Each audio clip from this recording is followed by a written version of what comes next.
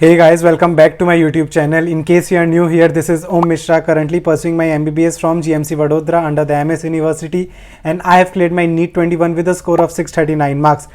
You know, last 5 days are left for your NEET exam. I know इस समय बहुत ज़्यादा एंग्जाइटी, प्रेशर, ये सारी चीज़ें आपके साथ हो रही होंगी, but this is the time where you need to gear up yourself and आपको सिर्फ लास्ट 5 दिन आपको फुल एक्सेलरेट करके मेहनत करनी. You have to show your whole potential whatever you have inside yourself, and instead of saying NCERT पढ़ो, previous year question solve करो, blah blah blah, today I will be saying the top 5 very minor things जो अगर आपने कर लिया अच्छे से follow तो आई कैन गारंटी यू आपके जो भी इस समय मॉक टेस्ट में मार्क्स आ रहे हैं उसमें +50 to +60 बढ़ के ही आएंगे आपके नीट एग्जाम में. That I can guarantee you. ये चीजें मे भी कोई ना बताए आपको, या मे भी कुछ टीचर्स जो आपको बहुत अच्छे से क्लोजली जानते हैं वो आपको एडवाइस करें आपके बिहेवियरल देख के, but things I faced as a NEET aspirant मैं आपके साथ ही जरूर शेयर करूंगा. और ये 5 दिन, लास्ट के 5 दिन में ये 5 चीजें जरूर करें. सबसे पहला, आपको एनसीईआरटी की रीडिंग्स तो आपने बहुत बार लगाई ली होगी, स्पेशली बायोलॉजी और केमिस्ट्री की, लेकिन अब टाइम है कि अब आपको एनसीईआरटी की समरी पे ध्यान देना है, स्पेशली बायोलॉजी और फिजिक्स. केमिस्ट्री की मैं बाद में बताता हूँ क्यों नहीं, बट बायोलॉजी और फिजिक्स की सबसे ज्यादा आपको फोकस करनी है. मैंने आपको बायो के समरी की अपने वीडियोस में ऑलरेडी बता चुका हूँ कि बायो के समरी से इतने ज्यादा क्वेश्चंस बन सकते हैं जो मेन कंटेंट में नहीं है, that I can create the whole 90 questions biology paper from another name of the stroke volume given in the summary, various extra hormones which are given of the punctuation which are given in the summary, these are not given in the main content of the NCERT. so इसलिए summary पढ़ना बहुत ज़रूरी है, बहुत नई चीज़ें आपको समझ आएंगी और आपका रैपिड रिवीजन हो जाएगा summary रीड करने से. And also in the physics हम NCERT फिजिक्स की उतनी रीड नहीं करते हैं, इसलिए पॉइंट्स टू पॉन्डर और summary रीड करना बहुत बहुत ज़्यादा ज़रूरी है.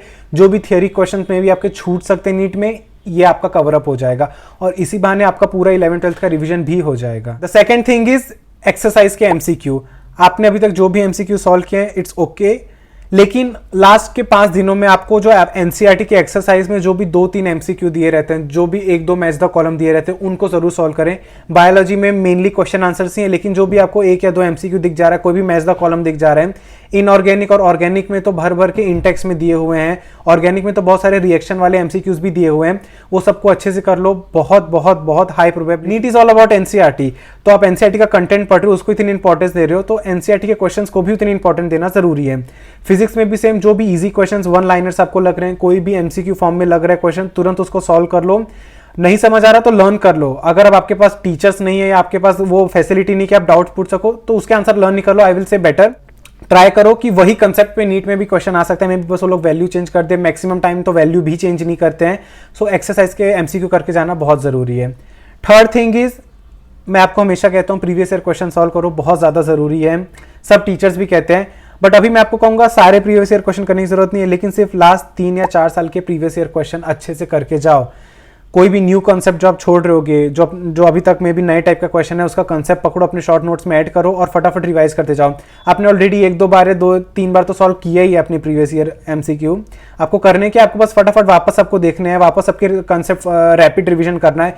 इससे 2 चीजें होंगी, एक तो आपके प्रीवियस ईयर क्वेश्चन भी सब सॉल्व हो जाएंगे, आप अंदर से एकदम सेटिस्फाइड रहोगे कि लास्ट 3-4 साल से कोई भी प्रीवियस ईयर एमसीक्यू आएगा, मुझे टाइम वेस्ट करने की जरूरत ही नहीं पड़ेगी, मुझे पता उसको कैसे अप्रोच करना है. एंड द सेकंड थिंग, इससे आपका है ना कलेक्टिवली बहुत वाइडर चैप्टर एक साथ आपकी रिवाइज हो जाएंगे.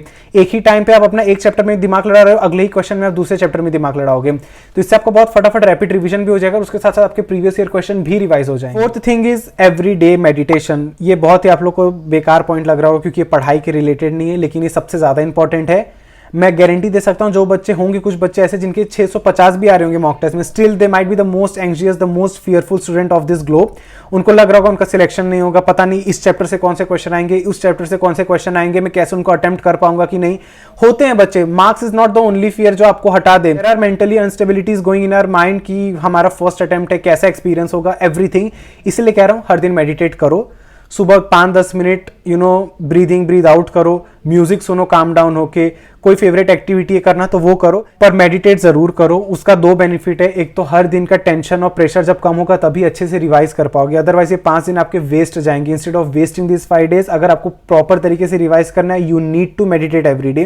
And the second thing is, meditation के से आपका फोकस और कॉन्सेंट्रेशन बहुत बढ़ेगा. फिफ्थ थिंग इज, बहुत इंपॉर्टेंट है, द थिंग इज टेस्ट का टाइम. अब अगर आप देने वाले हो, 1 या 2 भी देने वाले हो सैटरडे तक में, तो 2 से 5 स्ट्रिक्टली करो. अगर आपने अभी तक एक भी बार 2 से 5 के बीच में टेस्ट नहीं दिया है, तो एक टेस्ट जरूर दे के देखो. आपको पता चलेगा बायोलॉजिकली क्या चीज है, आपकी बॉडी सपोर्ट कर पा रही है, आप ज्यादा लेजी तो फील नहीं कर रहे, आपका माइंड ज्यादा एक्टिवली सॉल्व नहीं कर पा रहा, तो आपको चीजें पता चलेंगी. क्योंकि अभी तक हम अपने सुटेबल टाइम पे पेपर सॉल्व करते थे, इसलिए में भी हमारे अच्छे मार्क्स आते थे। 2 to 520 आपको वहाँ पे पेपर देना है, तो एक बार अगर आज तक नहीं दिया है तो एक बार पेपर उस टाइम पे देके देखो, आपको अपने ड्रॉबैक्स पता चल जाएंगे। एटलीस्ट आप मेंटली रेडी रहोगे कि ये सब चीज़ों को मुझे ओवरकम करना है on the day of the Sunday. Also I want to say that जितनी भी फॉर्मेलिटीज आपकी होती हैं from signature to your pasting your photograph, thumb impression, वो सब वो 2 से 5:20 के बीच में ही होने वाली है। मेंटली रेडी रहना, पैनिक होने की ज़रूरत नहीं है, सब बच्चों के साथ होने वाला है।